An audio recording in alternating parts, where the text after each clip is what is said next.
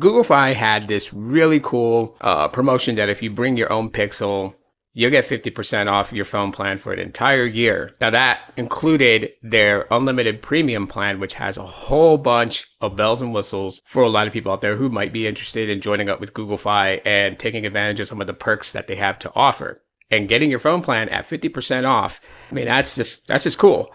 But here's the thing. What some people didn't know was that if you signed up with Google Fi and you brought your own Pixel, which I'm using to make this video, and then you were to switch from your Pixel to another device that was a non-Pixel, you'd lose a promotion. So, how am I doing it to where the Galaxy S23 Plus could be my main device, and then I can use any other backup device like my OnePlus 9 without losing my promo of 50% off on Google Fi? And that's very simple, very easy. However, this is just how I'm doing it. I'm not recommending that you guys do this, but initially what I'm doing is that I have on my Galaxy S23 Plus, I have a data only SIM card in here. Okay, but that doesn't necessarily mean that the phone calls going to my Pixel 10, which is my primary phone number, is going to go to this phone.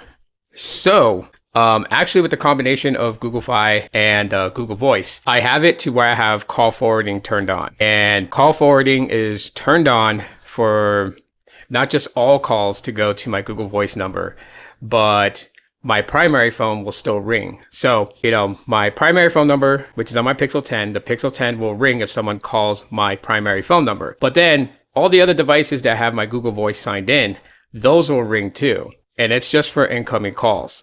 And this way I don't miss a phone call if I decide to leave my Pixel 10 at home and take any of my other devices with me as my daily driver device for that day. I get the phone calls. And it's only family that has my primary phone number. Everybody else has Google Voice.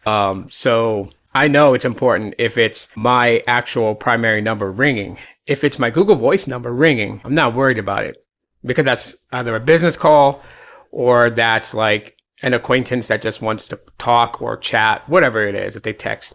And since Google Voice doesn't have RCS, yeah, I know it's coming from Google Voice because RCS it's non-RCS messaging. But this is just for phone calls anyway, so it doesn't really matter. But that's how I run it to where I get my primary calls from my Pixel 10 onto my other devices if I leave my Pixel 10 at home. So that way I can keep my primary SIM in my Pixel 10 and still keep the 50% off promo on Google Fi that allows me to have the unlimited premium plan at just $32.65 a month. And that's with taxes included. So that's me adding in the taxes they tax me every month on my phone plan. That's what I'm paying is $32.65 a month. And that's not bad. And that's for a whole year. So I have another 10 months to go before it goes back up to $65. Who knows? There might be some sort of promo that happens later on down the road that Google Fi subscribers would be able to take advantage of. So anyways, that's how I'm doing it.